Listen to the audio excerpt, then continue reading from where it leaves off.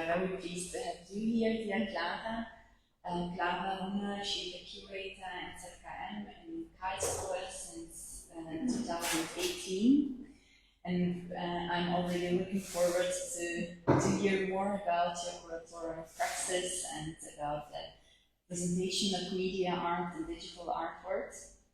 And from both of us, from Ingrid and from me, special thanks, of course, to you, dear Ham. It is fascinating that you started this journey, this gallery journey with us from the very, very beginning, and that you believed in us from the very first, even not exhibition, from the very first thought to open the gallery. Thank you for this. Thank you. Thank you.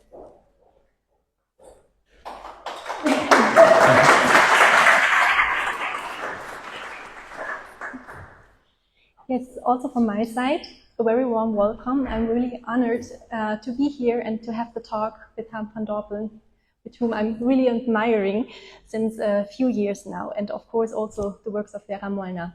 As Sophia was referring or mentioning, I'm working at ZKM, which is an institution that is particularly focusing on media art and new media technologies. It was founded in 97, so from the 89, sorry, and it moved in the Hallenbauen in 97. So from the very beginning, new media technology played a crucial role.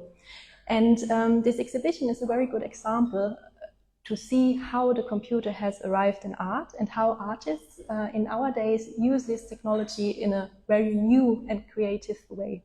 And before we start the dialogue, maybe it's interesting for you to just think about when artists really started using the computer. As you might remember, in the 40s, the computer was used in the warfare to decode communication and also to calculate missile trajectories, sorry. And ever since then, also in the 60s, there were artists inspired by these new technologies. They were wondering how we can use code and software in the creative process. And at that time, in the 60s, when also Vera Molnar discovered this new technology and got inspired by it, there was this art movement, concrete art, and they used code and algorithms, like manually, to create their artworks. And we can see that very well here in the exhibited works from Vera Molnar, so that she had like a rule and a code that she really used and to create a kind of variety of new paintings. And now, with Herrn van Dorpel's work, there is a new way of using this technology. Of course, the media has pretty much advantaged, and there are new possibilities. And maybe you want to explain how you discovered Vera Molnar and these pioneers of media art. Yes, thank you for that introduction. Thank you for all being here. It's a great honor to be here also with Vera Molnar's Arbeiten. I've been speaking a lot of German, so I have to switch also to English. But yes, my research into, well, I started programming around 11, I think, or I tried to start programming, and there was no internet, and I got my books from the library and kept programming. And actually, in programming, the screen also has pixels, as we know, and the pixel is just one little square. And I noticed that there are also artists who have been making these kind of grid systems, but instead of squares, they were triangles, like Annie Albers. And instead of pixels, Vera Molnar has been using lines. And these two-dimensional grid systems, they behave according to certain rules. The lines can be completely random, or there can be a certain pattern in it, or a certain probability how this pattern develops. And I looked at the works by Annie Albers and Vera Molnar, Charlotte Posenenska, and tried to understand the rules that they applied, which Annie Albers applied in her head. She didn't have a computer. Vera Molnar had them printed on paper, the works, but she didn't have a screen yet. And when I was researching these rules, for example, that Annie Albers had in her mind, I discovered how much rigor she had, how strongly defined her mental process was, even though she didn't have a computer. And also, at some point, I noticed that all the artists that I had been researching were all women. And I think this is not a coincidence. It constitutes weaving or production of textiles. And Annie Albers was not allowed in the Bauhaus to be a painter. Women were not allowed to paint. They had to do textile works. And it's kind of sad or ironic that maybe from all the Bauhaus art forms that came out, that her work is the most mathematical. And so it was that starting point that generative art started even before the computer, I think.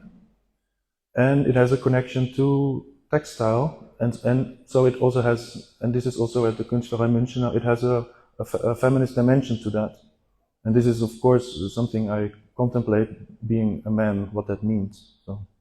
Yeah, absolutely. And I think that's an interesting point that you are raising, because the first computer pioneers in the art scene were actually scientists. Those were mathematicians and also computer engineers that were working on the universities. And they had like computers that were like room filling in size. So they were huge machines, and they have not been so far in contact with art. They were really scientists, and they asked the question, okay, how can we use these new technologies creatively? And they started to write poems and also to create first computer graphic images. But it's really interesting to see this shift, that in the beginning of this new creative mean, it was not the artist, it was the scientists that start using him. And the artist not yet had the possibility to really use computers. That's why Vera Molnar in the beginning also did all her rules and algorithms and the codes just manually. So she had them in mind, and then she glued tape on paper and also draw by hand, like the structures that the code dictated her.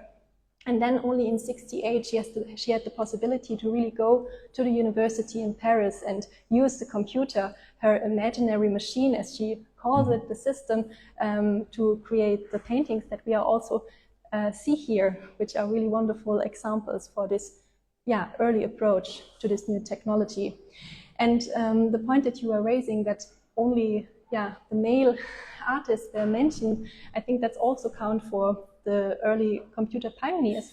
When we, even at ZKM, we have like a huge computer graphic collection, but there are like names as Herbert B. Franke, Oskar and Otto Beckmann, and Frida Nake, but not so much the women. And when we once acquired pieces of Vera Molnar, I was so happy that now this history can be newly rewritten.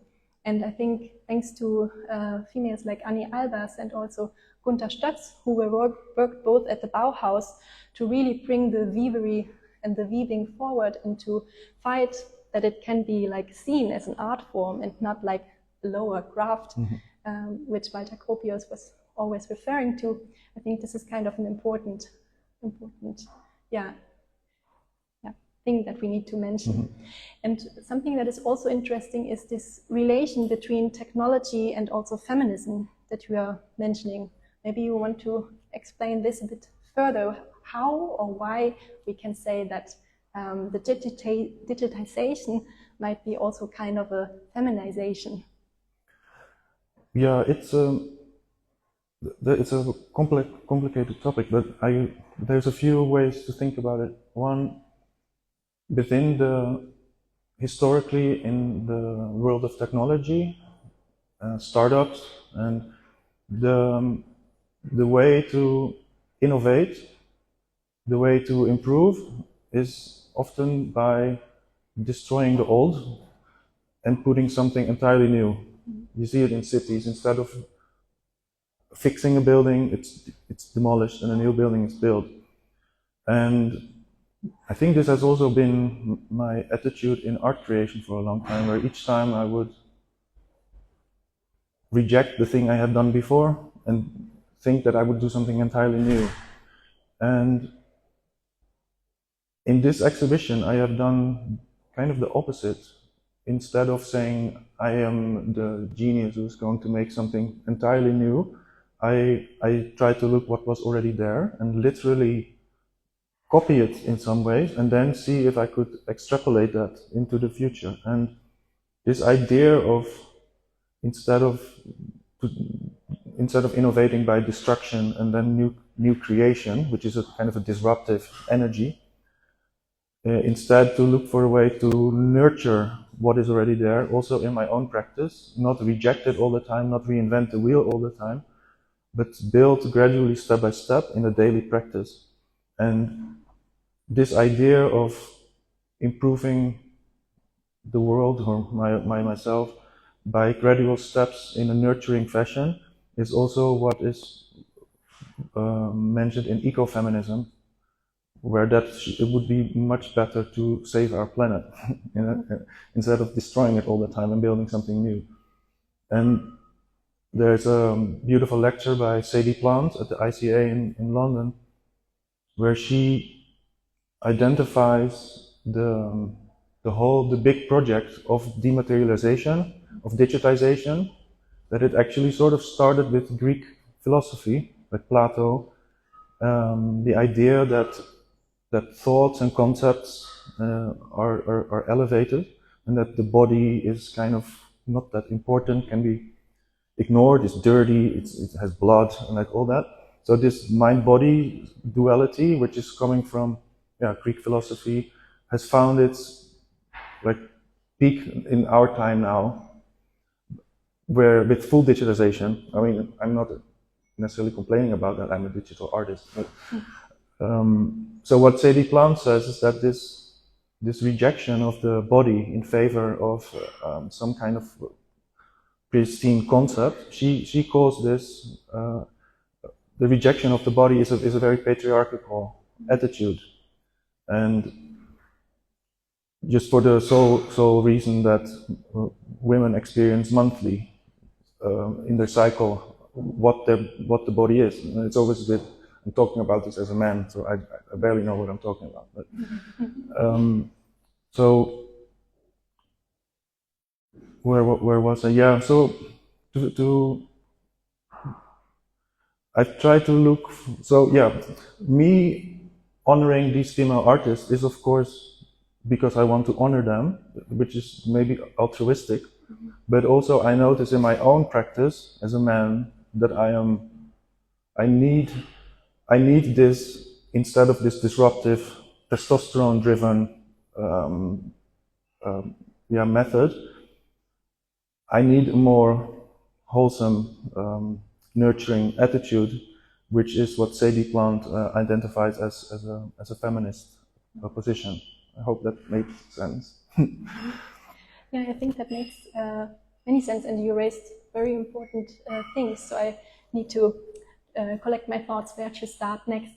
I think one thing I would like to talk about is staying at the Sadie Plant's lecture that you were referring to, that also the female body and the females were kind of like, she referred them as being as machines or similar as machines, because they were like in the patriarchic system and then use them as the same as they use computers and copying machines.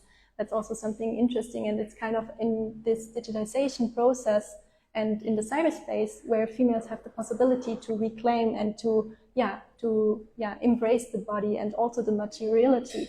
And I think materiality is also something that is quite important in your work. You see that also in the plotter drawings, which the thin lines that refer to textiles. That's quite similar also as a resemblance. But also like in the way you use colors and think about it as about aesthetics. And I think that's also something you use the code in a very rational way, but also you use intuition in the way how you choose your colors. Is that right? Yes, very. And I think often in digital art, because it's so much based on this disruptive, the newest technology, neural networks, blockchain, everything, which are all amazing technologies, but it's never been my point to use these new technologies because they are new, or Actually, the technology that I use, I mean, I've been programming for a long time, so I have developed that as my craft. But my work is not about making the most complicated, technical, innovative system. My algorithms are old. Literally, this algorithm here, it was basically invented by Vera Molnar. And Annie Albers, she made algorithms. And in the end, I'm really interested in aesthetics. I love color. And that hasn't always been accepted in the I feel in the digital art world, but it's also maybe this lack of acceptance for that has made it so that digital art took a long time to be accepted in the institutionalized art world. And I think this is also kind of this binary thinking that we have to overcome somehow, that like technology is referred to like male artists and also like the male way of thinking and seeing the world, and that, for example, like the textiles have been more like associated with female artists and with women. And I think with this exhibition we see very well that it's indeed possible to step over these categories. Yeah. And maybe to take a step back, it would be also interesting for the audience and you to see how you create the work. Of course, we don't want to tell too much about or take the mystery away, but I think something that is interesting is also how the plotter works. Because if I think about automated systems and computers, I always had like the expectations, okay, they do the art most perfectly and much better than the humans, maybe, because it's a machine. But in the end, you see also with Vera Molnar's art, when she did like the gluing process manually, that there are kind of many disruptions. And also in the plotter that you're using for your drawings, you see different, similar appearances, that there are like small breaks. And yeah. Yeah, I find this important because, I mean, I love printing works by means of a mechanical system which is always identical, like printing photos, but very slow or fast if I want.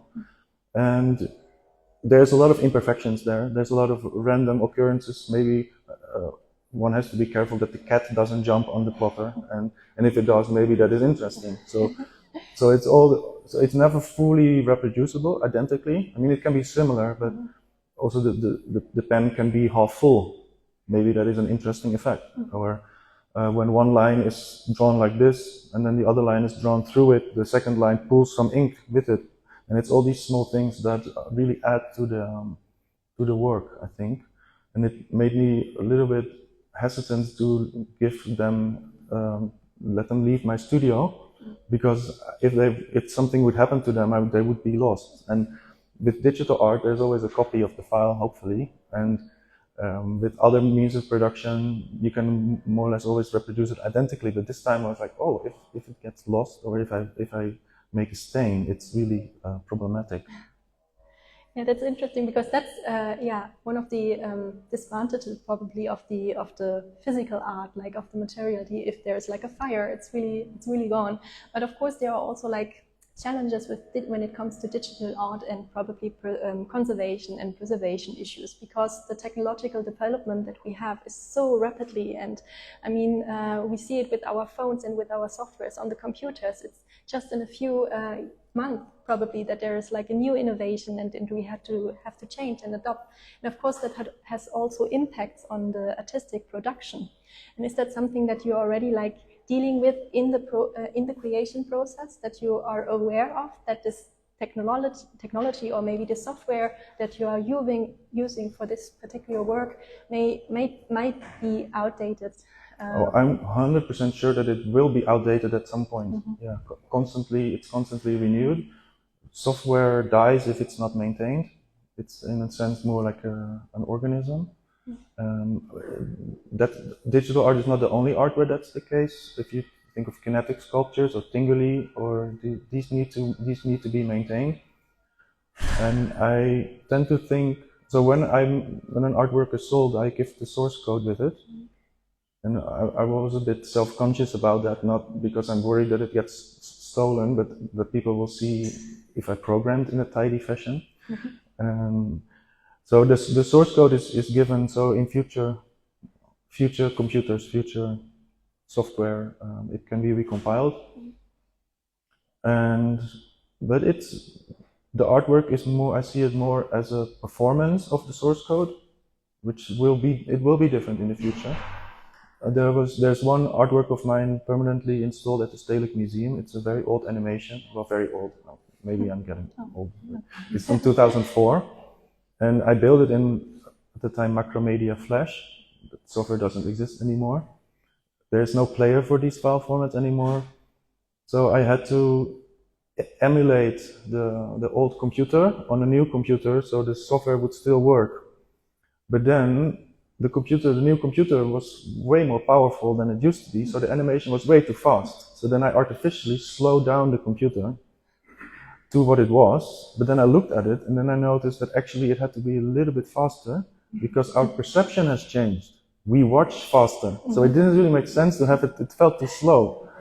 So yeah, preservation is a beautiful activity in itself. Yeah, and maybe I can spoiler it. Zentrum is currently also working on a new collection exhibition. It will open next spring, and one of these issues that we just discussed will be also like one of the main topics that we really ask the question and also take care of, that we really can assure that our history also will be there in the future and not just disappears. And I think that is a big challenge, but also very interesting and important that we speak about it and be aware of it. And I really like that you were referring to the artwork as an organism, because this has kind of this lively attitude, kind of like being an entity that is like evolving and also changing. And also Vera Molnar had this idea. I mean, she had the codes and the rules that she applied, and she did it in many very different versions and modifications also, to see what kind of results can grow out of it.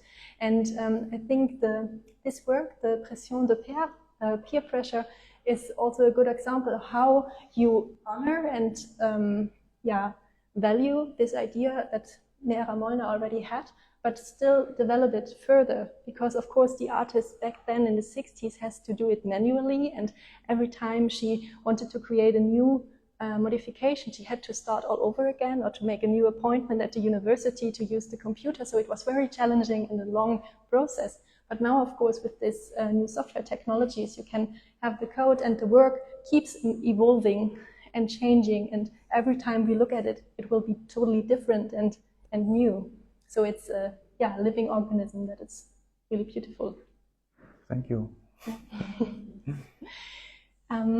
So I don't know how the time is, but probably we can also have a few questions from the audience if you have something in mind that you want to raise, or an issue that we did not touch yet.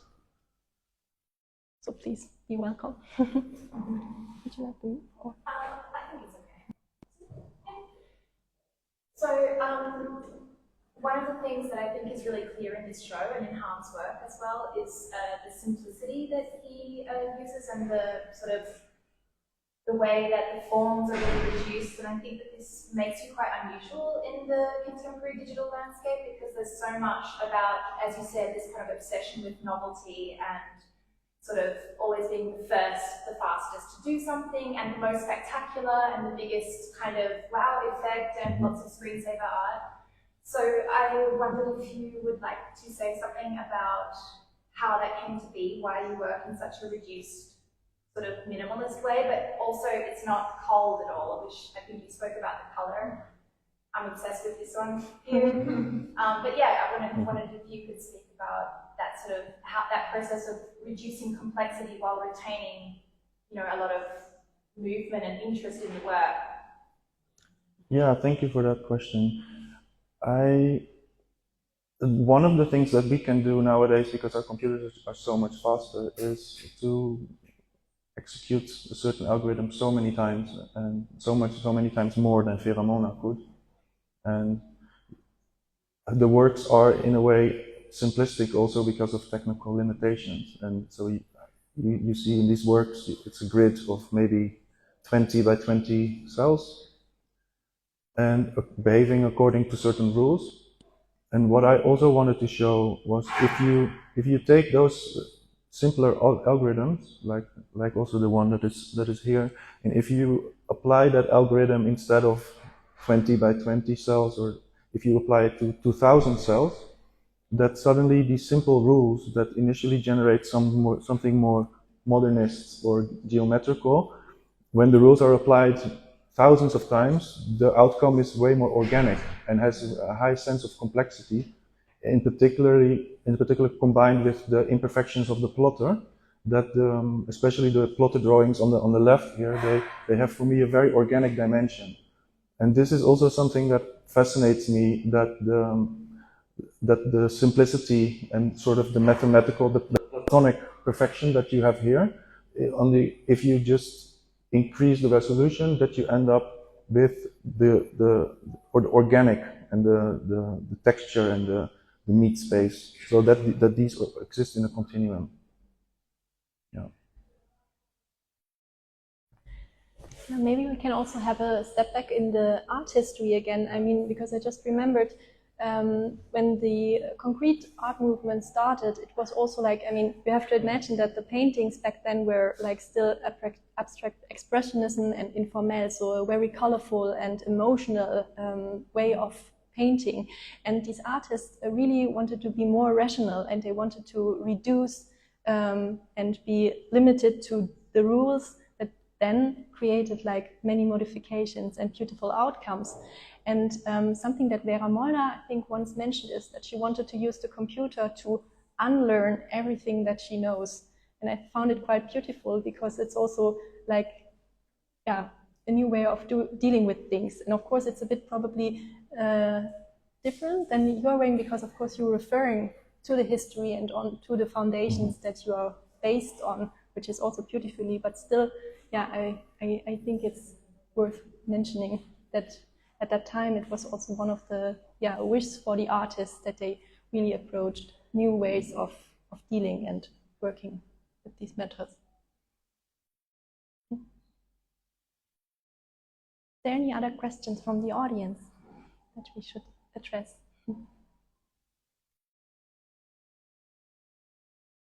Maybe I can spoil one more thing, which I found really, really beautiful also in this drawing that is here around the corner, because you explained me yesterday that it's like in the right up corner, like the small part of one rule. This is also the similar for that one. Yeah, that makes completely. Yeah, thank you for mentioning that, because the works have, I think, quite very different appearances. But what I wanted to show is that all those different works, one of them looks like more like texture, one is more like algae, one is more like a landscape, that they are all based on the same software that is here, and that, especially in the work here, if you look in the top right corner of the work, you can also the colors are a bit similar as that work. So you could see that if you would zoom out this work to 100 times its size, then you would get the drawing that is over there. There's maybe a sense of holistic, whatever. Yeah, and it's super unexpected, because when you see like this painting, it's so abstract and geometrical and clear, but then if it gets bigger and bigger, it really has this different textile and materiality also, which is wonderful and which I did not expect. So I was really happy about this notice and explanation.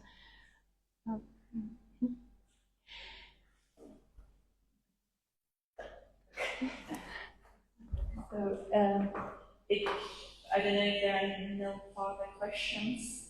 I would say at this point, from both of us, thank you so much for this wonderful discussion, for the talk. I think we all learned a lot. You're all welcome to stay a bit longer and maybe to talk further directly to Clara or to Harm. Even and I are also here. We are for the commercial part. But thank you very much for listening. Thank you. Thank you.